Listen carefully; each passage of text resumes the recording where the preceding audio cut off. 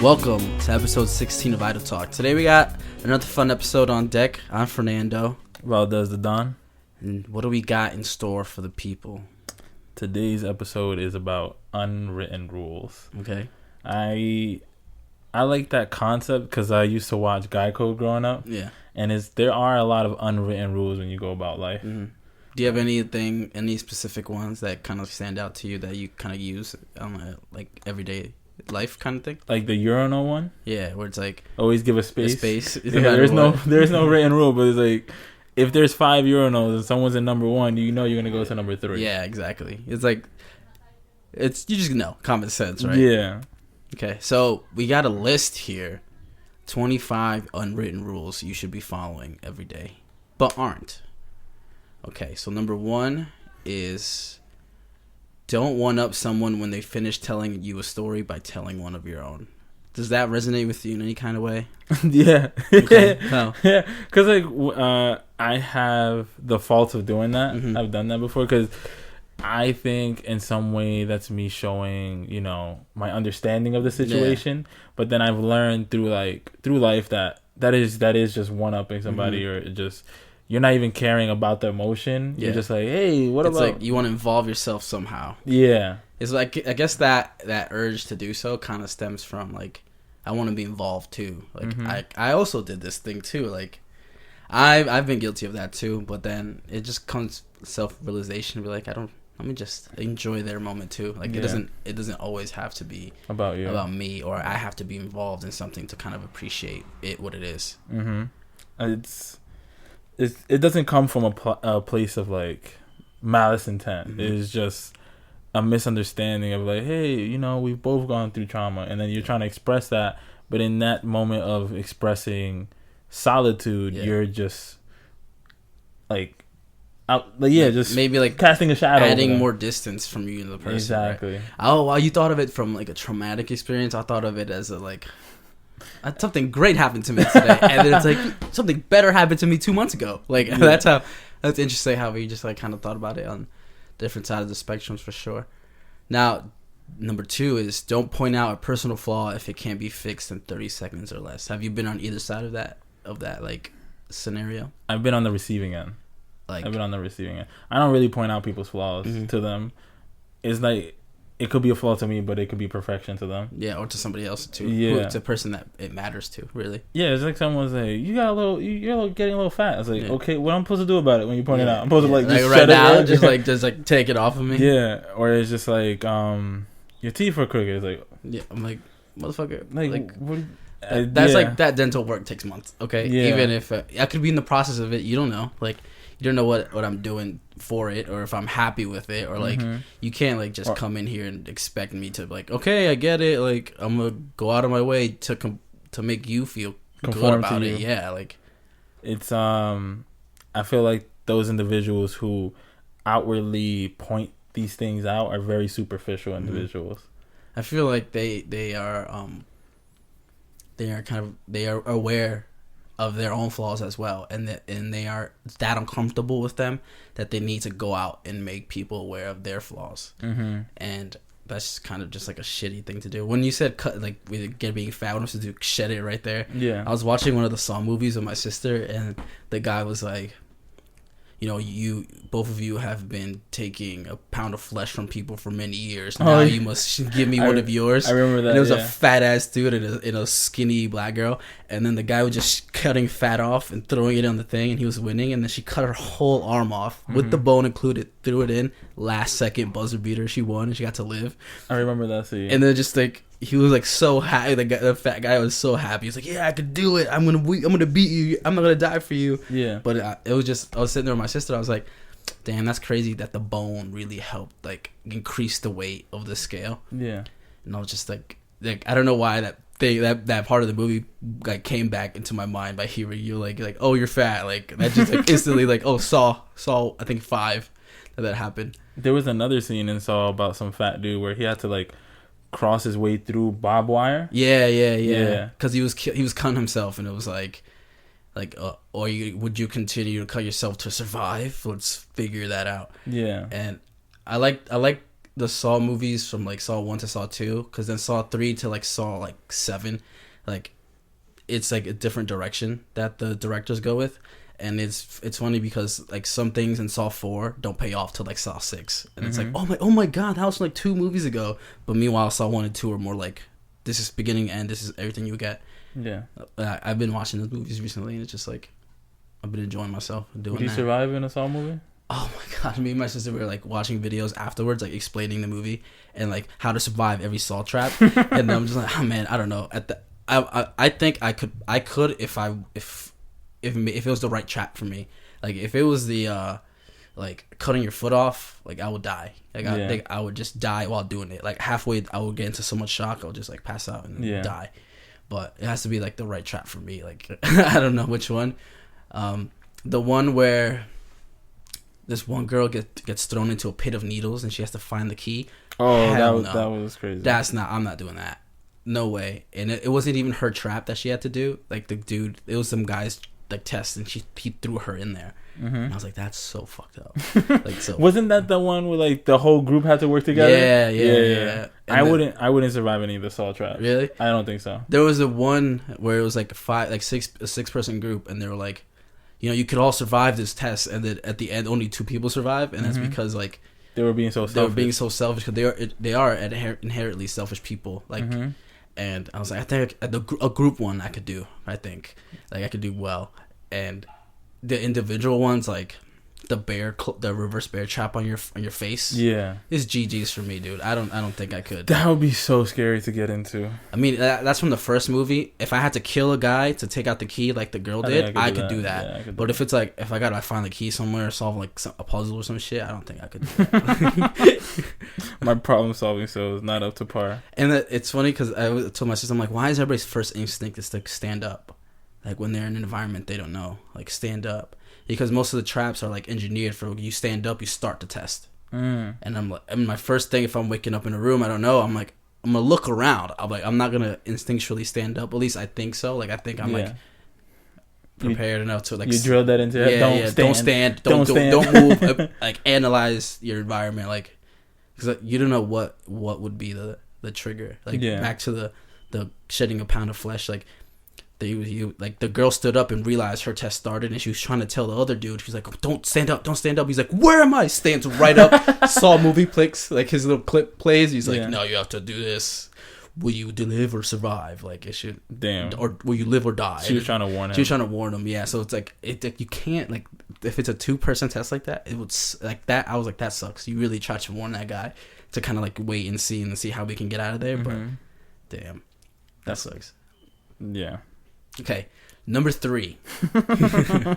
Do not swipe left or right if someone shows you a photo on their phone. Yeah, just don't do that. Don't do that. Yeah, just don't do that. You don't know what's gonna be behind or forward. Yeah, it might ruin your day. It might make your day better. You never know where it can lead. It's like playing Russian roulette, but there's 7 bullets in the chamber instead of 6. You don't know what's in someone's photo log. Yeah, like that's just I think that's basic privacy too. Like I'm only like that's why like.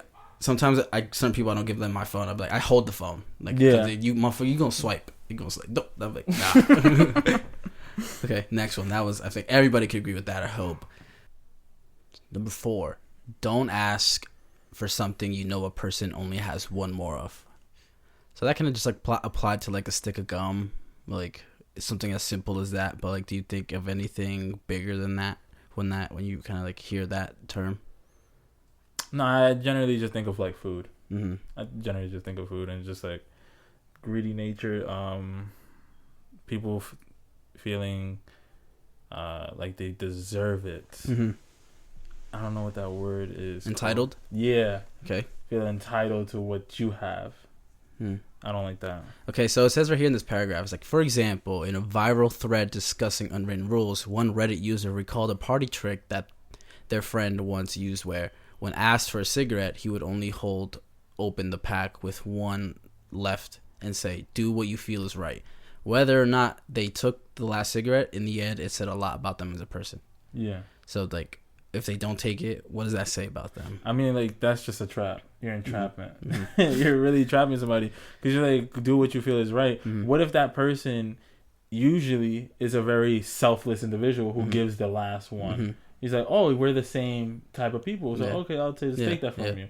If you were to say, I only have one left, then you're like, then that's a different, you know? Yeah. But I guess it's only one left because it only shows one, right? Yeah. But he's like, do what you feel is right. I think that's very like subjective. Yeah. I think it's very subjective. It says a lot about them as a person to that person who's holding the cigarette box, not to the person itself. Yeah. That's interesting. I would take it. Only suggest to split the check if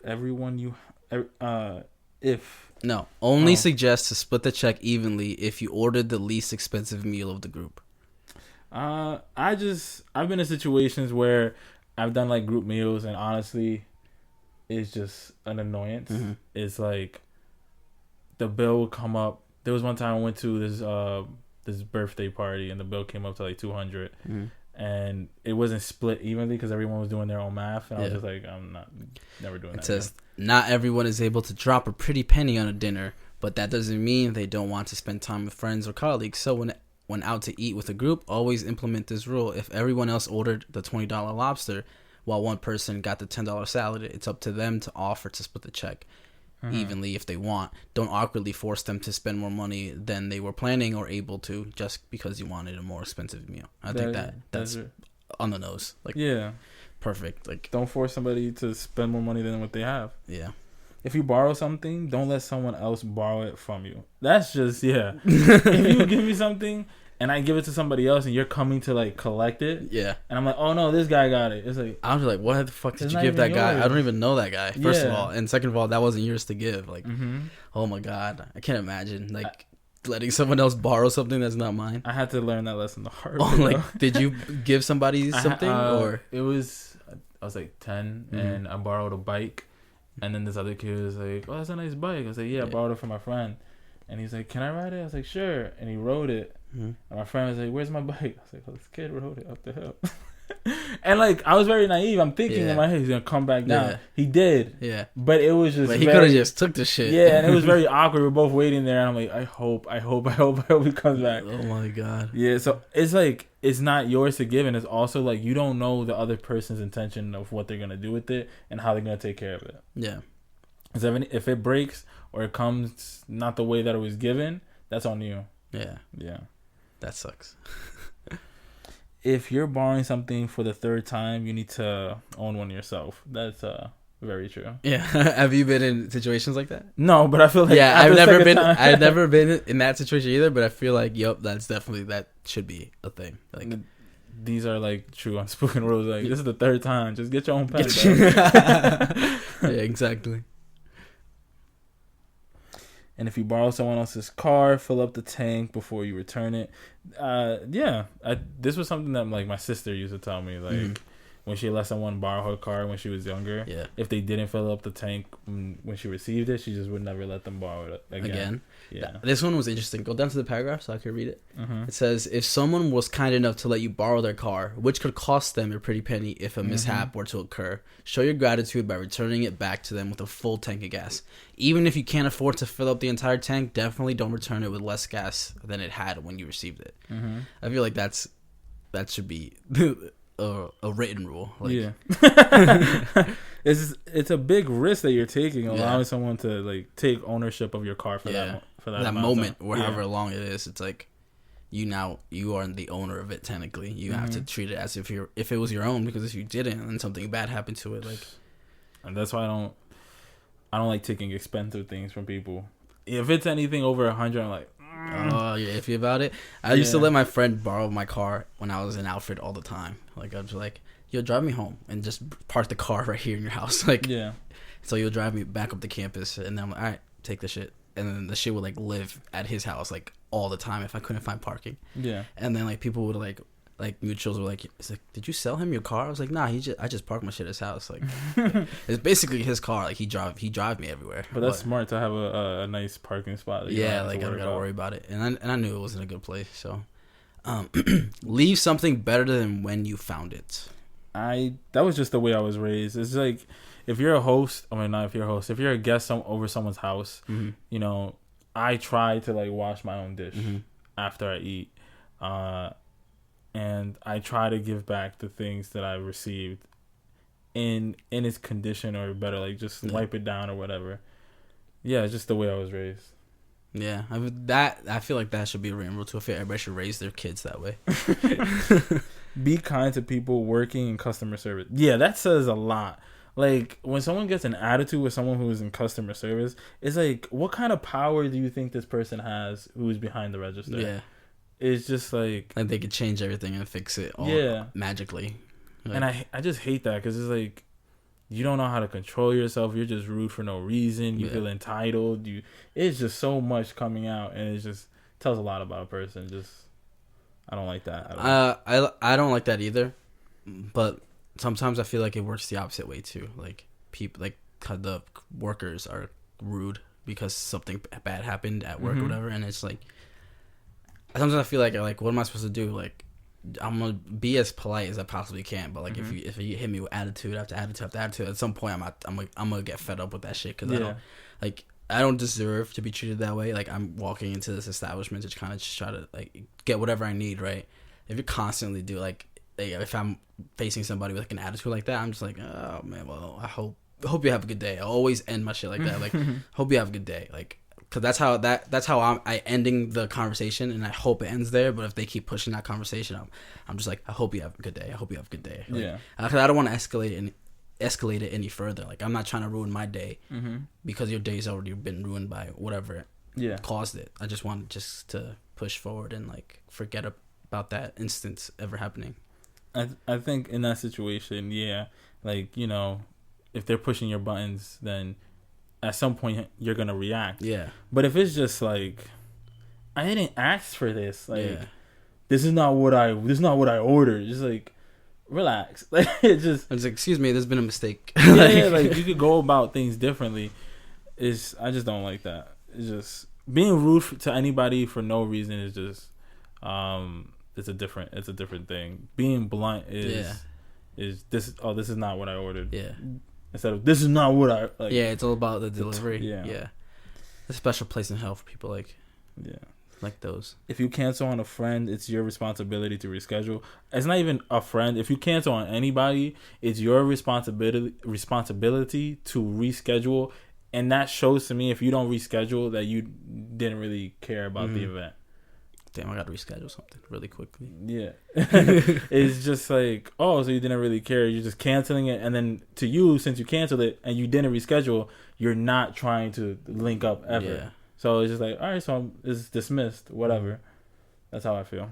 I've never thought about it that way. Canceling on somebody and then be like, it's my job to try to do it again. Like, I've naturally kind of done that. But I've never heard of this like unspoken rule before. Like, I've never like really thought about it that way. This one, I agree wholeheartedly with. It's like RSVP even if you can't make the party. Wait, why? Because I've been in instances where people haven't. That's my bad. Oh my god. I've been in instances where I've seen like whole tables not being utilized at weddings, and it's like that table is fucking expensive. That's like 11 plates. I get to pay for 11 plates, like $300 a plate. Yeah, like that sucks. Like, you could easily just say no, thank you. I can't come because I have this. It's like, you don't even have to explain yourself. Just say no. Yeah, and it makes like the planning part of the party easier because like, okay, don't need that extra table. We could squeeze somebody else in tables 2 and 6. Like simple things like that, because that comes like, I'm thinking about that money wise. Like, that's an expensive the like cost. Because you're assuming they're gonna come because they hadn't said yes or no, and then when they don't come, it's like, I just wasted $300 on the plate. I haven't heard this rule, but yeah, I agree with you. Don't make any plans in front of people that you're not inviting. I agree. Yeah, that's just so petty. I love the stock photo though. She looks so sad. Well, yeah, I agree. It says you are under no obligation to invite people places when you don't want to, but there's no need to be malicious about it. If you're not extending an invitation to someone, don't tell other people about the plans in front of those who aren't included. They'll feel purposely excluded, and that's not right. Yeah. It's like you're making plans with somebody, and it's like, oh, do you want to come? And it's like, well, you're just offering it to me now because I'm sitting here, or like, I don't know. I've never been in that situation of being the excluded part. I can't recall. But that's just rude. That's rude as fuck. That's just rude. That's mean. That's like mean for no reason. Don't whisper something in front of somebody. That's also like rude. That's also mean as fuck for no reason too. Like, no matter what it is. That happened. I was at a party and then these two people were whispering. I said I don't like that. I pointed at them. Like, I don't like that shit. And then my friend that was next to me, he was like, you know what? It's just like it's not meant for you. I was like, but then the fuck is the point of saying it? Yeah. Right now, you could just wait at another moment when you're more discreet and you're not in a public setting. And it's just like, if it's not meant to be heard by everybody, then don't say shit. Don't say it. Yeah. Just wait. It's not that important. The paragraph underneath kind of says exactly the same thing. It's like your whispered secret may be harmless, but 9 times out of 10, it won't appear that way to the people around you. Most likely, they'll assume you're whispering something hurtful about them. If you need to say something privately, take the time to step away and actually say it in private. Yeah. So, yeah, I agree. Give in-person encounters your full attention. Yeah. Like, motherfuckers be on their phone. It's like, why am I here? Yeah. I could be in my phone in my house. Like, why I gotta be outside at this restaurant? Like, keep eye contact. Yeah. Hold hands. Yeah. Do whatever you need to do. Yeah, exactly. Thank God we're not recording this episode. Use headphones when listening to something on your phone in public. You're public. I don't really care for that. Really? Yeah, because you're in public. It's like, this is the public space, and everyone is able to use it. So however they want to use it, it's public space. If you're in your home or in your like, nah, wear headphones in your house, motherfucker. But that's what I'm saying. Like, if it's in your house and you know it's gonna disturb somebody in the other room or whatever, put headphones in. But you're in public. It's like, the fuck? I don't really agree with that. It says, whether you're listening to music or catching up on your favorite podcast or watching the latest episode of a new show, headphones are a must in public. Don't be the jerk who forces everyone around you to listen to whatever you're listening to. Don't be the dickhead that sticks around and has to listen. Just but what if I'm on the subway? And someone just fucking watching a fucking full blown NCIS show? Change cards. No, I have my seat already. I mean, am I gonna risk my seat to possibly not find one in the other cart? I mean, if that noise bothers you, it's bothering everybody. It's a bother to everybody. Mm-hmm. It's like, it's something that they could live without. I'm not gonna say it's like a hindering annoyance to your life, but it's something. I guess it's a preference for like most of the planet. Where it's like, I don't really want to hear what your shit is, even if it's on low. Like, yeah. And I think there's no excuse to not wear headphones. Like, we all got AirPods. We all got any type of wireless headphone, wired headphones. Like, everybody has headphones, I feel like, in this day and age. Yeah, I agree with you. Like, there are no excuses, whatever. Yeah. But my thing is just, if it's public, it is fair use. That's how I go about it. If it's public, it's fair use. Have you experienced that? Have you been in public and then people just been watching this shit mad loud or like low, whatever? Like, yeah, you're just like loud. You're just like whatever. Yeah, because it's like, it's public. Yeah, it's like someone saying, if I'm in a public seating, it's like, you know what, we're a group of 4 and you're taking up this bench and we want to all 4 sit together. I'm like, fuck you, go find another bench. Yeah, like, yeah, it's just like let me be alone and sad without inconveniencing. Yeah, me. Like, let me listen to my thing in peace. I like to listen. But are you gonna enjoy your thing like that? Like, are you gonna fully consume it? Not like, me. Yeah. Because I listen to my stuff on my headphones. Yeah. But I'm saying that person, if that's how they listen to stuff. Because old heads, I know some old heads that be walking around, they have like boombox. Yeah. And that's how they listen to music, like out loud. They like to feel that vibration throughout their body, and they also like the encounter. I feel like the old heads be in the old head spaces, and it's okay. Yeah, that's the old head space. Like, but I like to be in that space where everyone's also included. So. That's how I live. I guess it would bother me a little bit because I know as myself we courtesy enough to like not do that to other people because I don't want to like bother people with like the shit I'm like listening to. So I guess like I personally would be like, yo, just put on some headphones. Don't tell someone how much you've hated something if they're excited about it. I haven't experienced that. Wait. Go ahead. Read that paragraph. Ruining someone's excitement because you don't share it in it's just plain mean. If your friend is excited to see the new Marvel movie, don't tell them how disappointed you were with it, or perhaps they found a new band they love.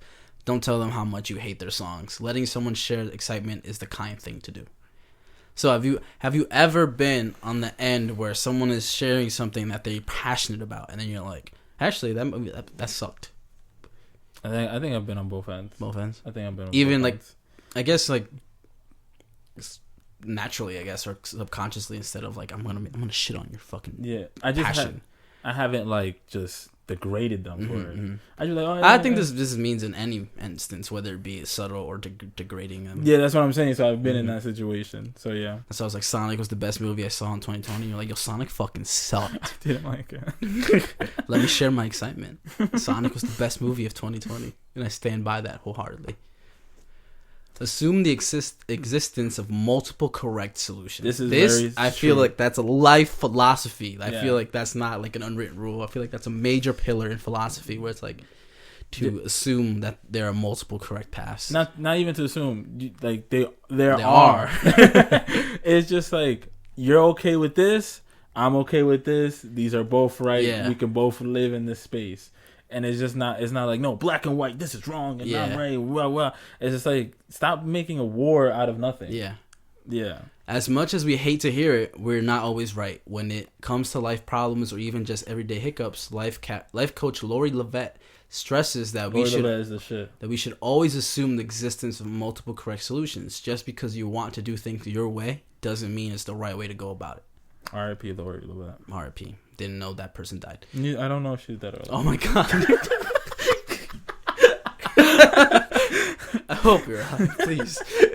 Replace the toilet paper roll if you're the one to finish it. Yeah. Obvious. Next. Yeah. If you don't do that, you're an asshole. Announce your visits before you arrive to someone's house. Yeah.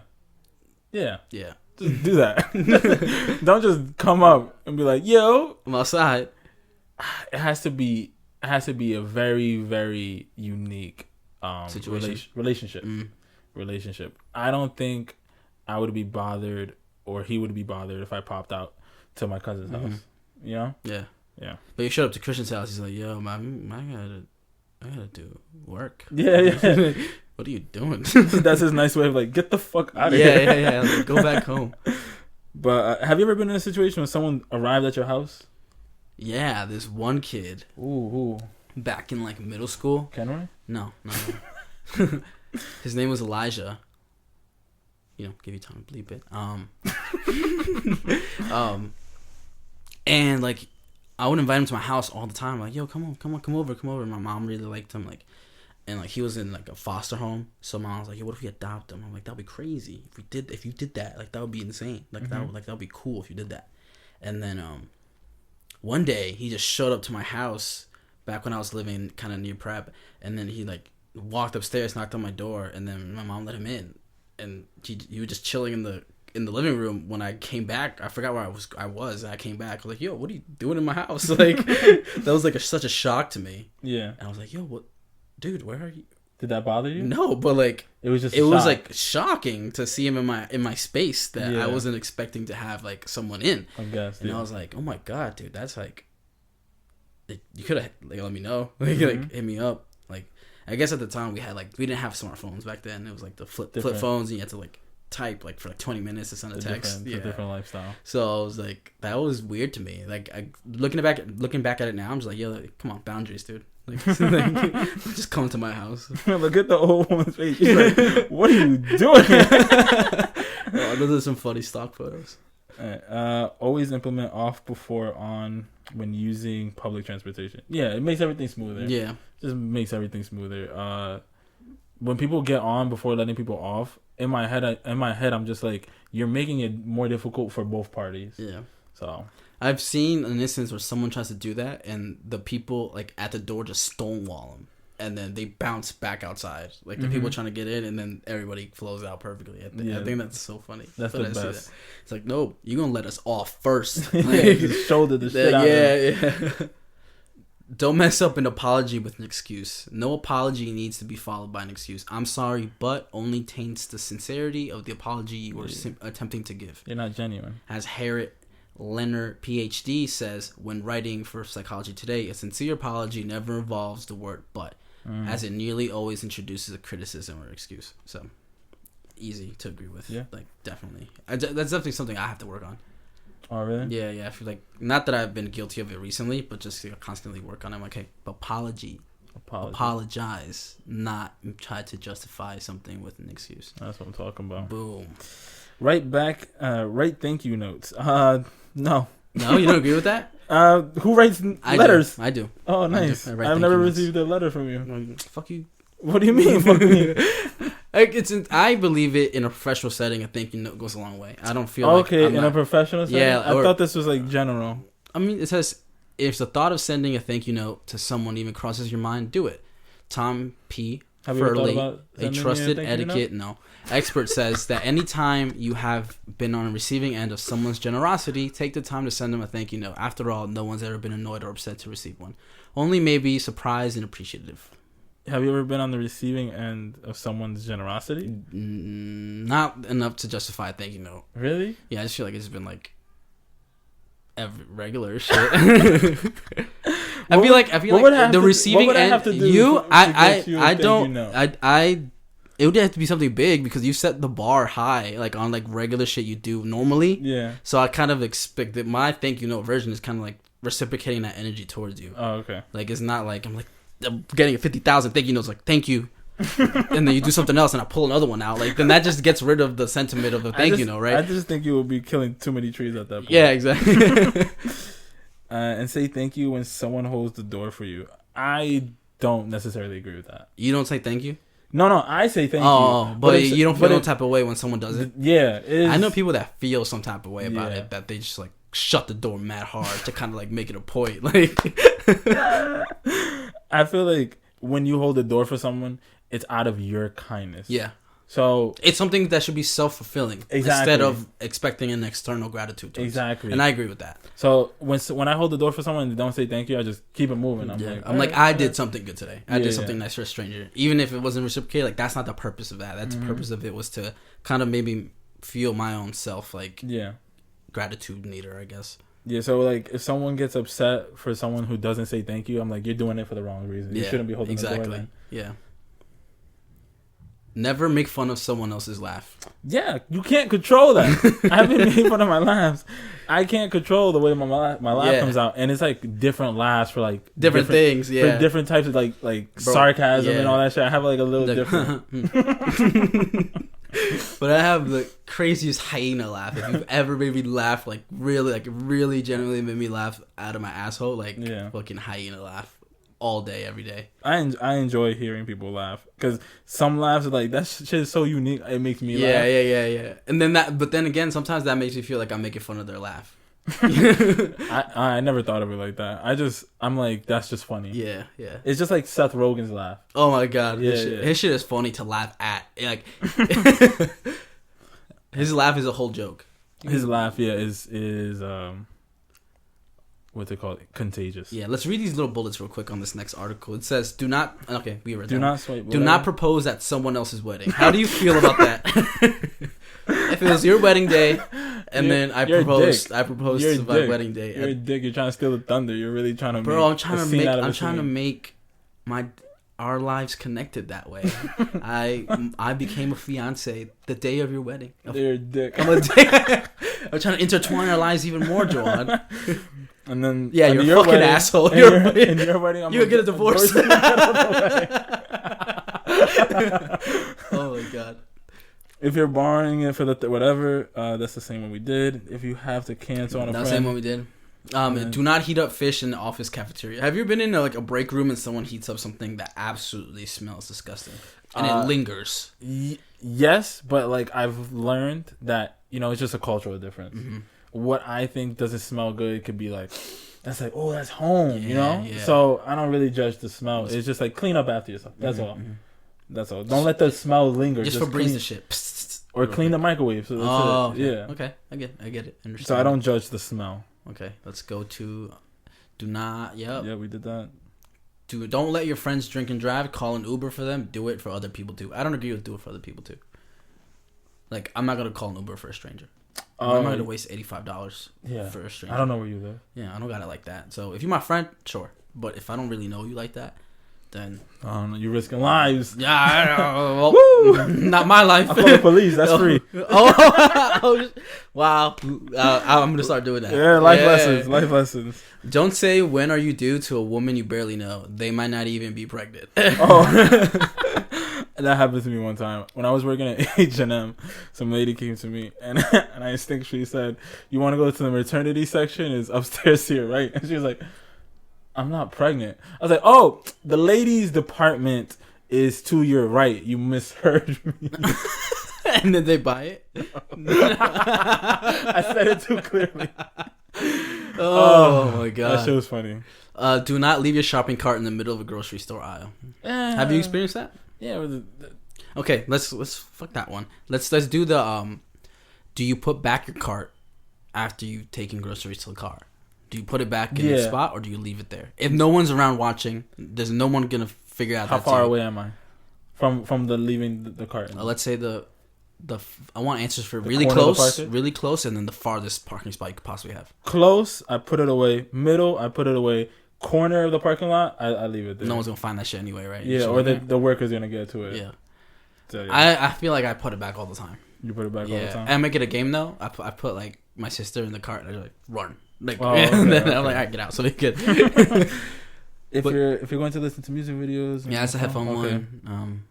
When driving a car, don't be nice. Be predictable. Some people being nice leads to a shitload of accidents. I don't really drive like that. So what does that mean? I don't know what that means. I think it's like if you're letting someone in, you then you're like, oh, this person's gonna be nice and let me in. I think you're just assuming too much at that point. I guess I can see that. The next one says, be kind to strangers because the world is a cruel place and you never know what others have been through. Yeah. You just don't know. So just be nice. Yeah. Sometimes you just gotta be nice. I like to tell people just go out today and be nice to a stranger and see what happens. See what happens. Because you never know if you can make their day by doing so. Then if someone asks you a question, finish what you're saying with "What about you?" That's if they care. Life lesson: if they don't say "What about you," it just either they're busy or they don't really care. So just keep them pushing. It's these life lessons when you're learning to interact with individuals that you haven't known. You get to see like what's their level and interest in you. If they don't reciprocate that, you have to be okay with letting that go. Yeah. Not everyone's gonna be interested in you as you are in them. Okay. That's not of your own fault.